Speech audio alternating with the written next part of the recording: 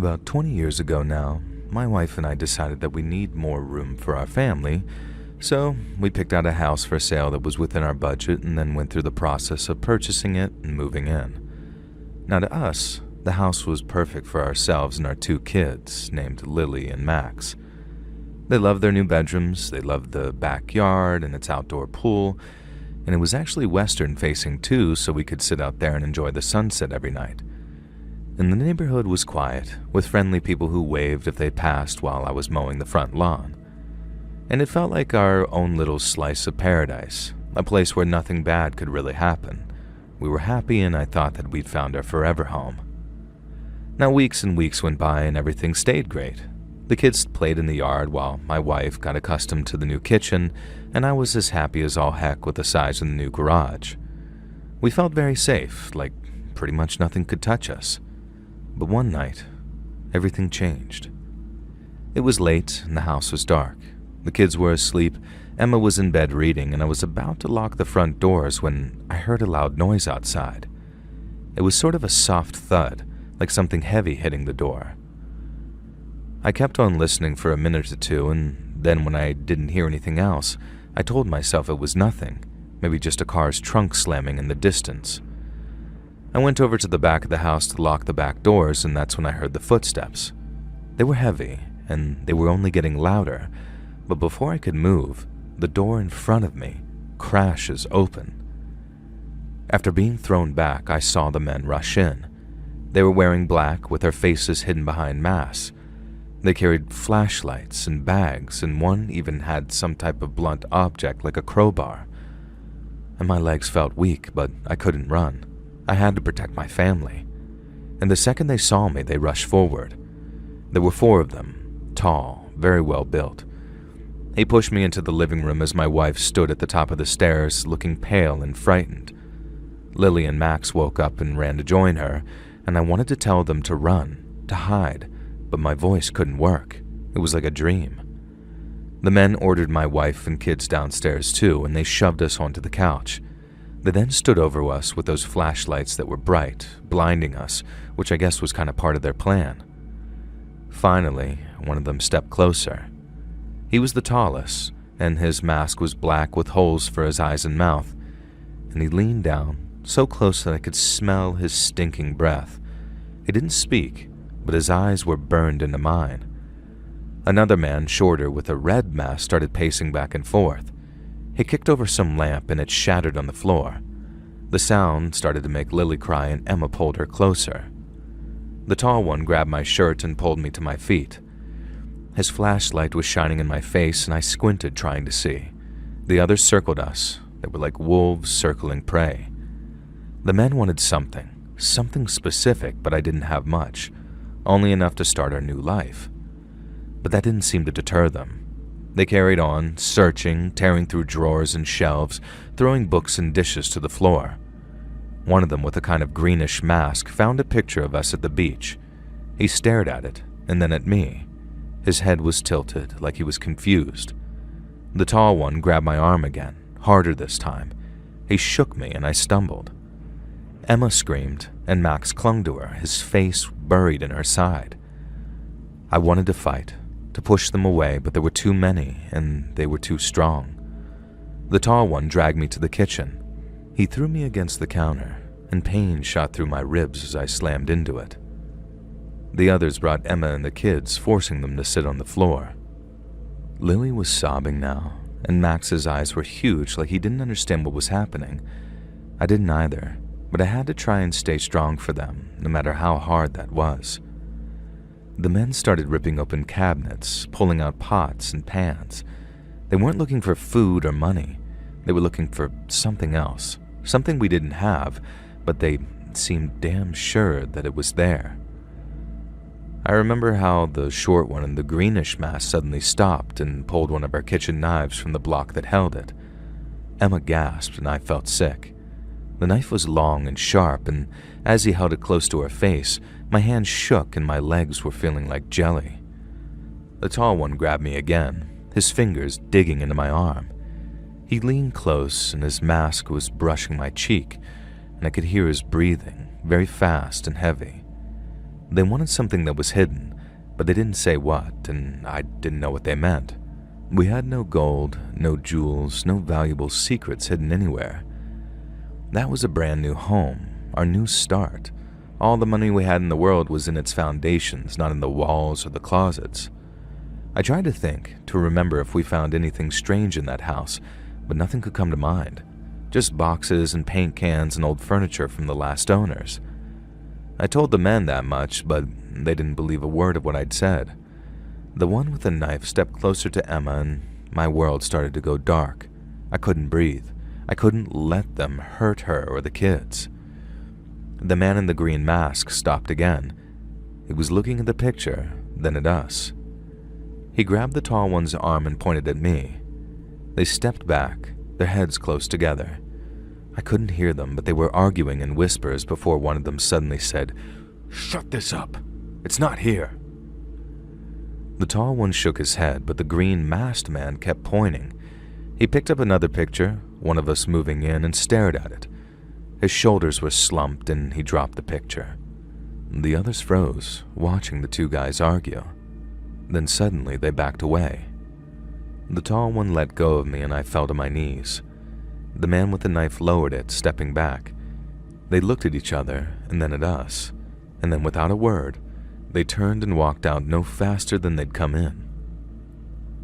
The house was silent except for my daughter's sobs and my heavy breathing. Emma crawled over to me and we held the kids tight. My hands were shaking as I checked them for cuts and bruises, and everyone was okay. We were just terrified. I called the police. They came pretty quickly. Their lights were flashing through the windows as we went out to meet them. They searched the house and the yard and the street outside. They found footprints in the mud, but that was pretty much it. These men were gone. The police asked questions, wrote things down, and promised to look for them. But from what I told them, and I agreed with this, they said it was a mistake, that the men thought we were someone else. Maybe the last owners, maybe someone with some valuables hidden somewhere, but they didn't know who. The police never found the men, no one was arrested, and we fixed the broken lamp and cleaned up the mess. The house didn't feel like paradise anymore. Emma stopped humming all cheerfully in the kitchen, and the kids didn't really want to play outside anymore. We locked the doors, checked the windows, and slept with the lights on, and I started keeping a gun in the bedside drawer just in case. The neighborhood stayed very quiet, and nobody else was hurt, but I really couldn't shake the fear. Watching out the windows and the doors and that dark driveway out front, I wanted to protect my family, to make our home safe again in all the ways I'd failed the first time. But deep down, I knew that it would never feel the same. Paradise was gone, and all we had left were the memories and that endless fear.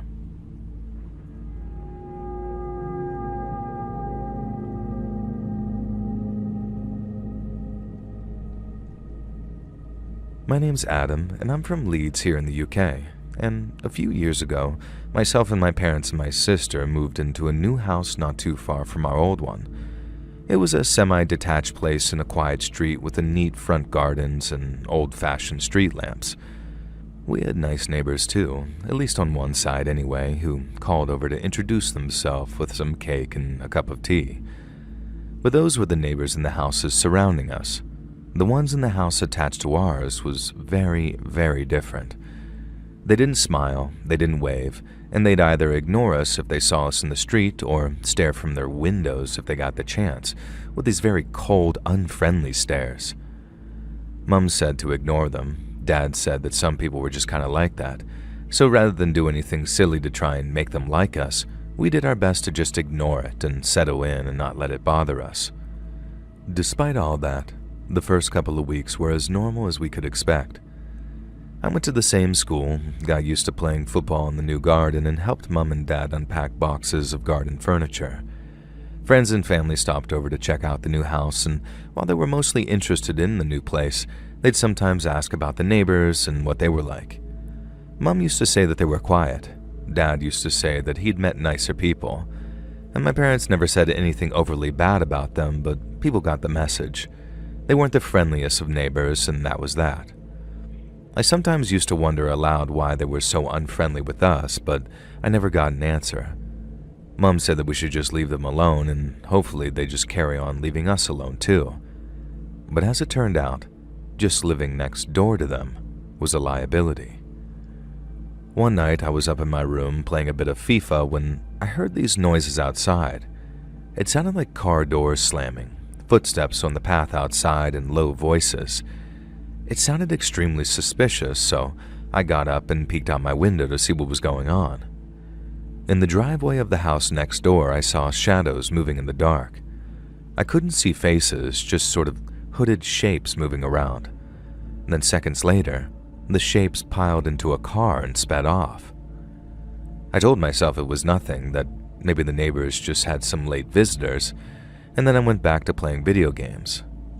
But not before leaving my window open, something I look back on as a kind of like fate at this point. I say that because maybe only a minute or two later, I started smelling something burning, and then I heard the shouts outside. I ran to the window and saw flames all over the front door of our attached neighbor. Not just inside either, outside too, with these bright orange and yellow flames making their driveway glow as smoke climbed into the air. I grabbed my phone and called 999. Then, when Dad heard me asking for the fire brigade, he came running to see what was happening. He took one look at the flames and then shouted at us to get out of the house. All of us ran outside right away, grabbing only what was essential before standing on the pavement in our socks or bare feet. It seemed like the whole neighborhood was gathered out there by then, watching from their driveways or the street outside their homes. Apparently, the neighbors that had been targeted weren't home. We knew because their car was gone. But just the thought of them being targeted like that was still deeply shocking to us. A few minutes later, the fire engines arrived and men in heavy gear jumped out before hosing down the flames. Everyone cheered when the firemen finally put out the fire, but the neighbor's house was still a mess. The firemen checked our house too to make sure that there was no danger or risk or anything. They said the fire hadn't spread to our side, but the smell of smoke still clung to everything and made it so we couldn't just kind of carry on and try to forget. We went back inside, but I couldn't get to sleep for ages thanks to the adrenaline and that grim burn smell. The next day, some police stopped by to ask questions and take statements. I don't think they even finished before word got around to us. The fire wasn't some accident. It was a deliberate attack, just like we'd suspected. And that was the first time that I heard the word arson, and it wouldn't be the last. The only questions left were things like, who would do something like that and for what reason? And then we heard about the other fire.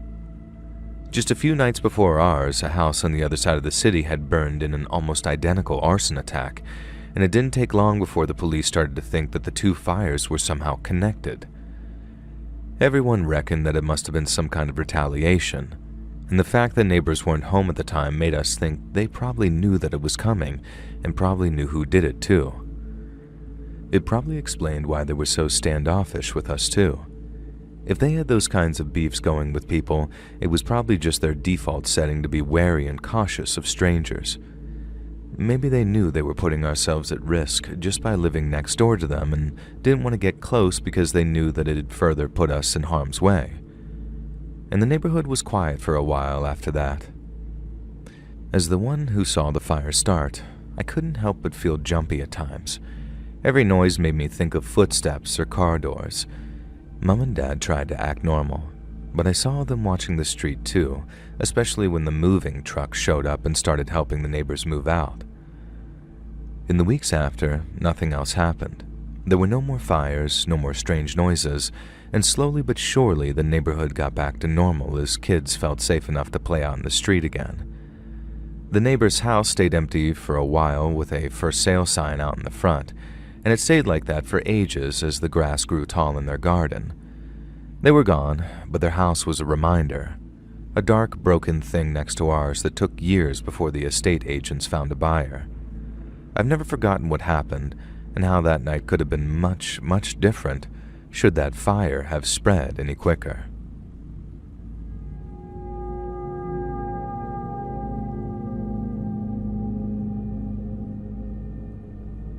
Many years ago now, when our son was barely out of diapers, me and my kid's mom moved into a real nice duplex out in the suburbs. It was on a quiet street, and the neighbors were quite friendly, and some even actually came over to help us unpack.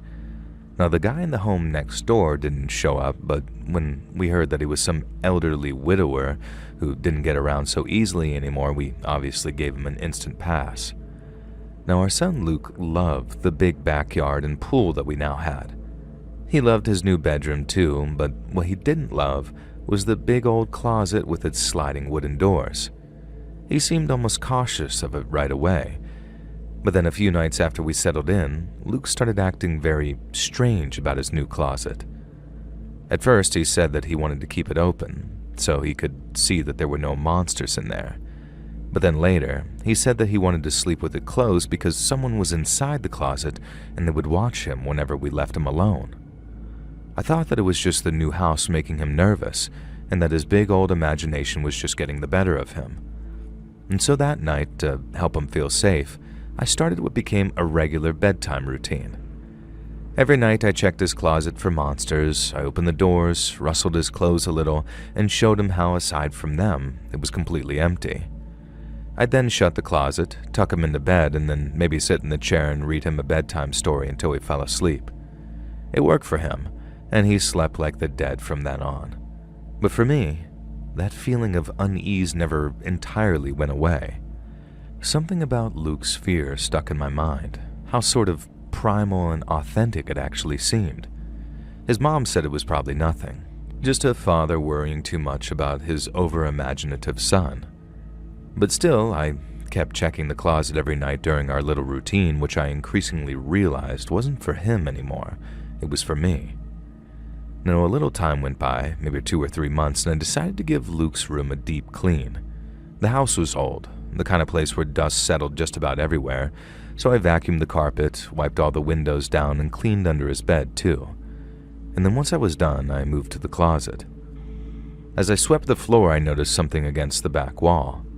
It was a little pile of sawdust, maybe an inch or two tall, piled near the back wall. Since I didn't remember seeing sawdust when we moved in, I pushed Luke's clothes aside and looked closer. And then, in that dim light, I saw it, clear as day. A small hole in the wall near the floor, about the size of a coin. There wasn't any light coming through at the time, but it was there all right. I remember my heart rate going into overdrive as these dual feelings of disgust and anger rose up inside me. The hole looked like it went straight through, so I grabbed a flashlight and shined it inside, and that's how I figured out that there was some kind of cover on the other side, something to hide it when it wasn't in use. But I knew someone could see through it if they removed the cover. The wall was shared with the neighbor's house, that elderly widower who lived on the other side of that duplex. I thought about them moving away the paper or card or whatever it was and watching my boy as he slept, and my hands shook as I thought about that. My son hadn't been imagining things. Someone really had been watching him. And so I sat back, staring at that hole. My head was pounding as 1,000 different thoughts raced around in my mind all at once. We never saw that widower much. He was mostly just sort of shadows moving behind curtains, but the thought of him watching my son made me feel sick to my stomach, but not just sick, angry too. I wanted to scream, to run next door and demand answers before taking some well-deserved retribution. But I stopped myself. I knew how it would end. If I confronted him, I wouldn't stay calm and I'd end up in jail for sure. I could feel the anger building, the kind that didn't stop. I'd hurt someone, or worse, for Luke's sake. I couldn't let that happen. I decided that I didn't want that guy to know that I knew, if that made any sense. I wanted to try and actually catch him doing something, maybe on camera, so I had actual evidence of the crime. I went to the garage, found some wood filler and a putty knife, and then worked fast to fill it in and cover it over. I then checked the wall for other holes, and when I didn't find any, I moved Luke's clothes back and swept away the sawdust. The closet looked normal again, but I didn't feel any better. What kind of person drills a hole to watch a child, and how the hell was I going to catch him in the act? My hands clenched into angry fists every time I thought about it, and I only stopped feeling murderously angry after I spoke to Luke's mom about it. And that night, I checked his closet like I always did. My son didn't know about the hole, and there was no way in hell that I was about to tell him on an account of not wanting to scare him. So I tucked him in, turned off the light, and watched him fall asleep as usual. But unlike him, I couldn't relax. Even though the hole was gone, I kept imagining the widower's eyes on the other side of the wall. I imagined him kneeling down and moving away the cover and cursing as he realized someone had gotten wise to his plan. A part of me thought that I'd have him backing off for a while, but I also knew that if he did it once, he was probably going to do it again. I started checking the closet more, during the day too. I'd slid the doors open and stare at the wall, waiting for something to happen or to hear something moving on the other side, but I never saw or heard anything. And the stress of it started to affect my sleep. I started locking the windows and back door every night, and something I never did before. I told myself it was to keep my son safe, but the truth is, I was scared too. Luke's mom felt the same way. She was furious, but she also knew that it was better not to escalate, as any sort of confrontation might go very wrong and very fast. If this guy was willing to drill a hole in the wall to spy on our kid, what else was he willing to do? I never felt the same in that house afterwards, and I never felt the same about that supposedly sweet old widower either. I wanted to catch him doing something, anything to prove what I knew.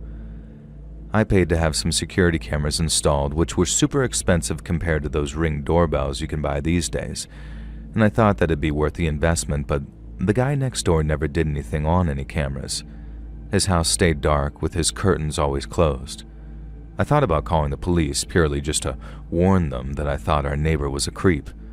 But not only had I removed what little evidence I had, I also wasn't sure how to phrase things to avoid sounding like some paranoid a-hole bullying his elderly neighbor. I felt like an idiot, and I still do, actually, but I kept quiet. I started sleeping with a baseball bat next to my bed, and I told myself it was just for home defense, but deep down, I knew I was ready to use it for home offense. If I heard someone in Luke's room, if I even so much as heard someone creeping around outside, I wouldn't hesitate. I even got excited about the idea of catching the guy, excited about the idea of smashing his head in, and that scared me almost as much as the hole. And after a couple of months went by and still nothing had happened, I started to relax a little. There had been no new holes, no strange noises. Luke hadn't talked about being watched in a while, and the only disturbed sleeps we got were when we'd had an unrelated nightmare. The routine definitely helped a lot in that continual process of checking the closet before tucking him in, but I never stopped checking that wall. I'd run my hand over the spot where the hole was, making sure it was still sealed, but it always was. And then one day I saw a truck outside the widower's house. No goodbye, no explanation, and the house stayed empty, and it took a while, but we actually heard that he'd passed away. And as horrible as it is to say, I actually felt relief. The hole was gone, and so was the sicko who put it in there. But the fact that it even happened in the first place, that there's people out there who'd think to do something like that, that's something I'll never be able to come to terms with.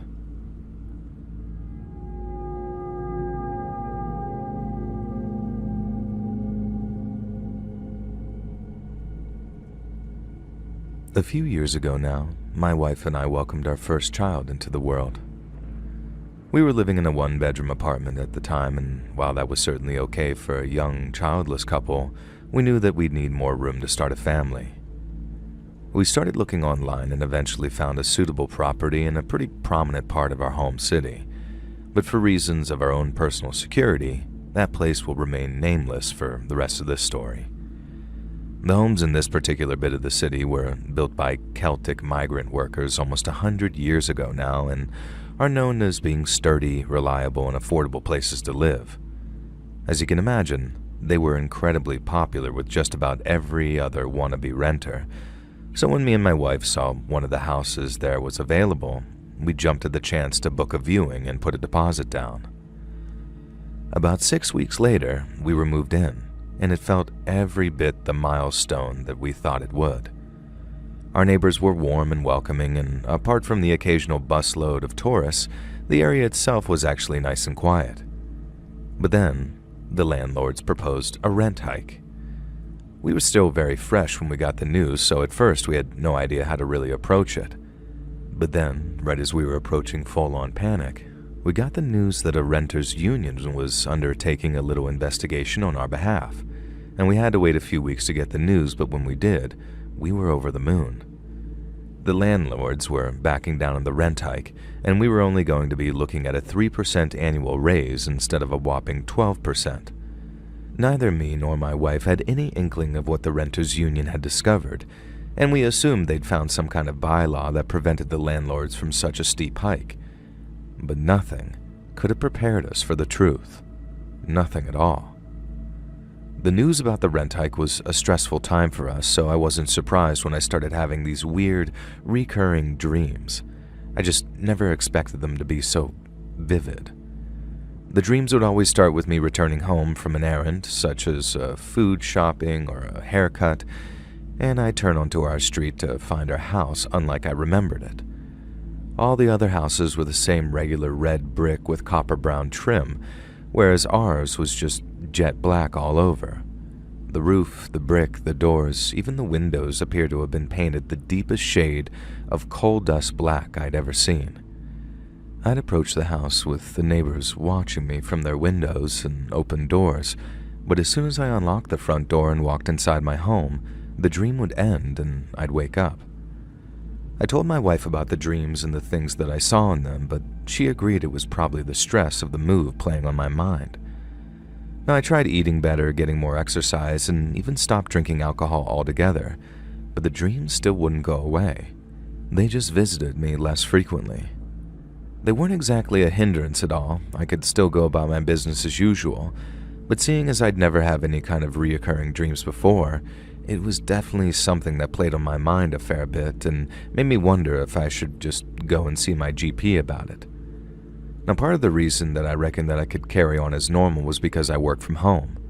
I was head of a customer service department for a major electronics chain over here in the UK, so 90% of my job involved working from my home computer to take calls and resolve tickets.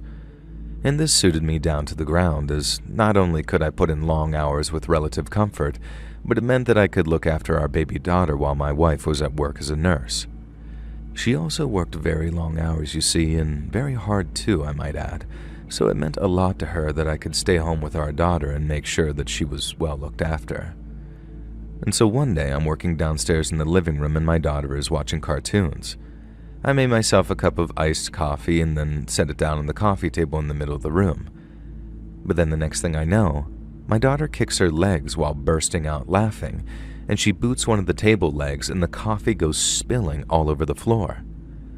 It was a full cup, one of those big plastic coffee shop cups too, so almost a full pint of iced coffee was spilling all over the hardwood floor. I rushed to get some paper towels and the anti-stain spray, not wanting to lose any money by voiding our deposit. But then when I got back, I noticed something strange about the spillage. It was sort of forming a puddle. The puddle was a rough circle, forming in the center of the floor, and every time I'd take a wipe at it, the liquid would take the shape of that same rough circle again. I quickly realized there was a very subtle dip in the floorboards, one that must have been hidden with the rug that we'd moved when we decided to redecorate the room a little. And not wanting to end up getting charged for it, we reported the discovery to the landlords immediately. They sent someone over right away, just a general handyman I think it was, and after a quick inspection of the floor, they told us that we need some serious work done to prevent the floor from rotting away completely. Using one of those tiny tube cameras, the kind that you feed into small places, the inspectors were able to determine that a series of short wooden supports had rotted away underneath the floor. These had been attached to the home's foundations, but only in one section which appeared sunken, kind of like a well. And in short, we could get a hotel around the corner for about a week, and after maybe 3 or 4 days of work and a subsequent inspection, we'd be able to return our baby daughter to a safe, clean, stable home. But unfortunately, that's not quite exactly how things went down. We did as instructed and booked ourselves into a small hotel for a week, a very bare-bones place just a couple of miles away from our new house. Then, about 3 days into our week-long stay, we got a call from one of our neighbors saying the police were outside of our house. Not just any police either. They were in a forensics van wearing those all-white coveralls. I drove over as soon as the wife got home from the gym because obviously I needed to know what was happening in our new house. But when I got there, the police turned me away at the door. They'd take my phone number and they'd be in touch once they knew what the situation was. But for the time being, we were in the dark and I had to stay away. It took a week before the landlords called us to let us know that the work was completed. When they did, I demanded a personal inspection before we moved back in, and the woman who called agreed to share everything she knew when I met her at the house. When I arrived, a brand new matching floor had been installed, and everything looked just as I remembered it. I obviously didn't test the new floor by pouring a drink over it, but I was assured that the foundations had been renovated and that the issue was now resolved. It was then that I asked what caused the police to come round, because if it was serious enough to involve the law, it was serious enough that we needed to know about it too. And that's when the woman sat me down over a cup of tea and laid it all out for me. First thing, they were offering a rent freeze for 3 years if we promised not to talk about this until after we'd moved out. And since we've been moved out of that house for a number of years now, I'm obviously free to talk about it now. The second thing was that the woman had sworn statements from not one, but 2 council-approved structural engineers, both of whom were happy to attest to our home's safety and security. So if we did choose to move back in, we could sleep soundly knowing that there were no structural issues. Those were all well and good, but what I wanted more than anything to know was to find out what was under our floor. And then after signing my half of a 36-month rental agreement, she spilled the beans quite spectacularly. Almost 100 years ago, when the streets and the houses were still brand new, a family had welcomed a child into the world. But this child was not one they had expected. I can't remember exactly what the poor child's condition was. I'm not even sure the authorities had it entirely sussed out either. But it was clear that whatever it was as debilitating as it was severe. She couldn't walk like other children, she couldn't talk like other children, and by every estimation, she didn't act like other children either.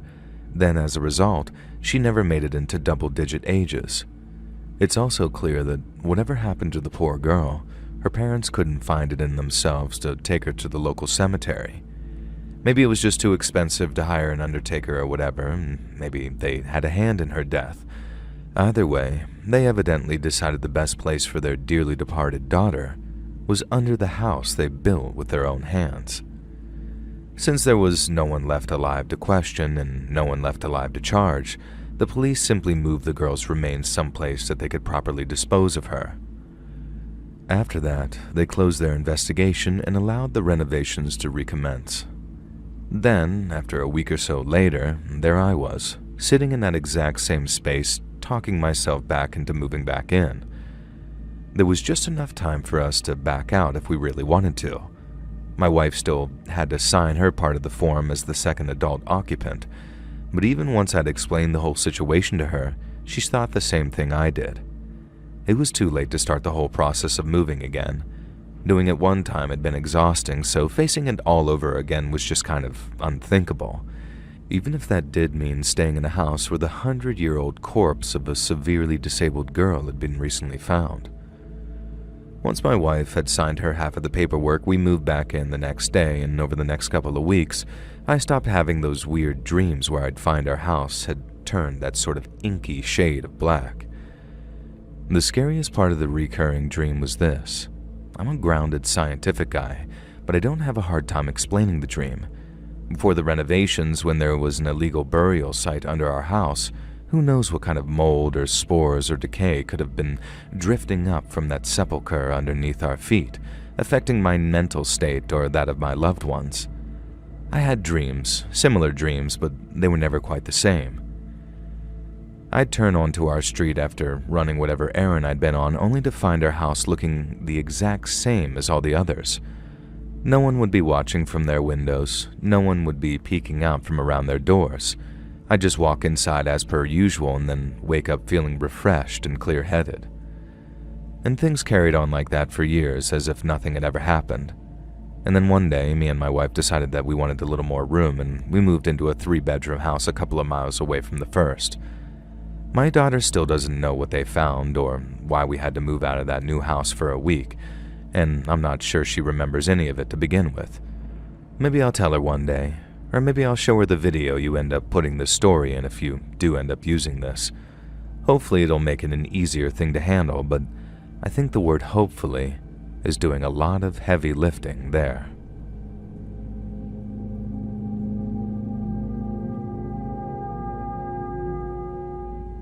My name is Terry, and this is a story from back when me and my family moved into our first real home together. So back in 1994, my wife and I and our 2 kids moved into a big house down in a quiet Texas town. The house was very old but very beautiful, with huge bay windows and a massive backyard.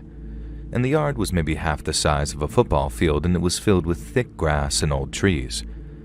But while my wife, Angie, and I told ourselves we'd explore every inch of it before we moved in, we had much more pressing issues at hand. And so the whole thing got put on the back burner until much later on. We loved the open space, and as long as we did the occasional snake check to make sure that there were no rattlers around, the backyard seemed like the perfect place for our 2 kids to play. And that house felt like a fresh start, a place to make memories, and for the first few weeks, nothing could have been better. But then, my 2 kids found something that changed everything for us. Sarah Jane was 10 and Jack was 8, so they were just as excited about that backyard as we were. Once we made sure that there were no unexpected hazards and we'd given most of the lawn a little trim, the kids were free to chase each other around all over the place. But then one afternoon, they came running inside looking very excited. Then, when their mom asked them what was going on, they explained how they thought that they had actually found buried treasure in the backyard. I followed them outside, curious and not worried at all, and they led me to a spot near the back of the yard where we'd had a gardener trim back the bushes. And there, half buried in the ground, was a heavy metal door. It looked old and rusted at the edges, with a thick lock holding it firmly shut. And I hadn't noticed it before. Angie and I must have missed it, and the landscaper must have thought that we knew about it already. Now the kids begged to open it, but I told them to stay back. Jack said that it was buried treasure, left there by a pirate, and I told him whatever it was probably not any kind of treasure. Pirates keep their treasure in bank accounts these days, not underground in chests. And the door looked heavy, but after clipping off the lock with a pair of bolt cutters, I managed to pull it open, which revealed a dark staircase which led down under the ground. And the air smelled damp, cold, and rotten, no place for any kid to be. So, after making them promise not to go down without my permission, I grabbed a flashlight from the house and shone it down into that hole. And the steps were concrete, and while they looked pretty worn, they appeared very sturdy for their age. I told the kids to wait where they were, and I assured them that I'd share anything I'd found and then went down alone. Now just seconds later, my flashlight was lighting up a small room at the bottom. But it wasn't just a room. It looked more like a bunker. It was small, just a single room with concrete walls and a low ceiling. A metal cot sat in one corner with a thin, stained mattress lying on it. And then there was a rusty sink bolted on the wall and a toilet attached to the same wall close by. The fixtures looked very old, just like everything else, but when I walked up to the sink and turned one of the faucet knobs, water came out. Water that was both clear and cold. I figured the place had been abandoned long ago, that maybe it was some Cold War relic that had thankfully never had to serve its purpose. But I was wrong. Someone must have been living down there, and pretty recently too. A single light bulb hung from the ceiling, flickering when I pulled its chain, and that's when I saw the scratches on the walls. Deep and uneven, like someone had clawed at them with nothing but their fingernails. Suddenly freaked out by what I'd seen, I climbed back out and closed the door behind me. The kids were waiting, very wide-eyed and excited to hear what I had to say. And so you can imagine their disappointment when I told them that the bunker was entirely off limits. And they tried to argue with me at first, and I had to scare them a little to make sure that they listened by claiming that there might be monsters or even mean wild animals living down there. And that didn't feel great, having to spook my own kids, but as any parent will tell you, you sometimes gotta lay down the law if you want to keep your kids actually safe. And that night, my wife and I talked about what I'd found, and we agreed that not only should we stop the kids from ever seeing what was down in that bunker, but that we better call the cops to let them know what we'd found. The bunker was very unsettling to me. You see, to me, it wasn't just some normal place for storms or maybe even bombs. It might have been built for that, and it might have also served that purpose at one time. But when I saw it, it was almost like a makeshift prison cell. The scratches, the cot, the working plumbing, I felt like they told a story that I didn't want to know. It felt like a secret that we didn't want to be a part of, and we didn't want that secret in our new home. 2 sheriff's deputies stopped by the next day after we called. They followed me to that bunker, and I showed them the metal door in the room below. One of them wrote down some notes while the other asked a bunch of questions, and they checked the sink and the toilet, noting that the water was still working, and agreed that that was probably not a great sign. They also found a small chain bolted to the floor near the cot, something that I hadn't seen during my first visit down there. It looked kind of rusted, but it was still very strong, and my skin wanted to crawl off my bones when I saw that. Stating the obvious, one of the deputies said the bunker was likely used to hold someone, and probably against their will. They didn't say much else, but their faces were obviously very pale as they said this, and they told us that we weren't in any trouble, that we'd done the right thing in reaching out to them. But for the time being, we were to keep that bunker locked. They would investigate and let us know if they did find anything. And that same day, I drove over to the Home Depot in town, bought a brand new padlock, and relocked the door to that bunker. I told our kids obviously to stay away from it. They nodded, but I saw this very deep curiosity in Jack's eyes, like it was another conspiracy to keep him away from the treasure that we'd found down there. And it made me glad that I bought that padlock. It was the only thing stopping him from going down there and seeing all the stuff for himself. And at that age, seeing dark stuff like that can have a terrible effect on a child's mind. The house felt different because the yard didn't feel safe anymore, and I tried to forget it and move on, but every time I was out there in the yard, my mind went to that bunker and all those scratches on the wall. Who had been kept down there? For how long? And most importantly, why? The cops called us back a few days later, but they didn't have the answers we needed. They said they found no records of the bunker anywhere in any files or documents related to the property, and the home's previous owners also claimed no knowledge of it. They were all the way up in Oklahoma and had never visited the property. And then the folks who likely had it built were dead, and there were basically no one to talk to or question that had any solid answers for them. And as a result, the sheriff's department couldn't say who built it or when. And they also found no evidence of a crime, so even if there were folks around to arrest, there was really nothing to charge them with. They told us to keep it locked for safety reasons, and that naturally, we had the right to concrete it over if we wanted to, maybe to grow a lawn over it, anything we wanted. And I remember thanking them for the time, but also thinking that it was all just kind of pointless. That bunker stayed sealed, like a very dark secret that we kept buried in our backyard. I checked the padlock every week, making sure that it was staying, and I didn't want anyone or anything getting in there, least of all one of our kids. And years had passed by, and the kids started to grow up, and the bunker stayed off limits, but I knew that they probably still thought about it, especially our son. Sometimes I saw him glance at the bushes that we grew in the backyard, right over where the door was hidden. He didn't talk about it often, but it was always there, almost like a black mark that we couldn't ever wash clean. Angie and I tried to make life as normal as possible for Jack and Sarah Jane. We had backyard barbecues, played some football, and succeeded in filling in the house with joy and laughter and some happy memories. But that bunker was always in the back of our minds, and how could it not be when it was just right under our feet? And as the years passed, Sarah Jane and Jack moved out. Sarah Jane went to college, while Jack got a job in another city, and the house felt empty without them.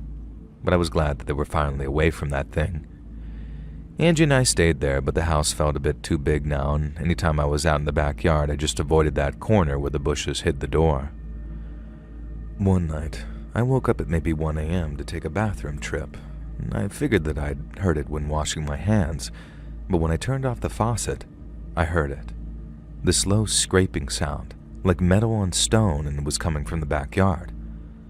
I quickly made my way downstairs, grabbed my pistol with the little flashlight attachment that I had bought specifically for home defense, and then went out in the backyard. It was cold and almost pitch black out there, but after walking across the lawn, I pushed through the bushes near the back and checked the lock on the bunker door. The padlock was still there, but the dirt around the door looked disturbed, like someone had been digging. I told myself it was probably just an animal, maybe a raccoon, but I couldn't convince myself, and a part of me thought that maybe it was Jack, but that seemed insane.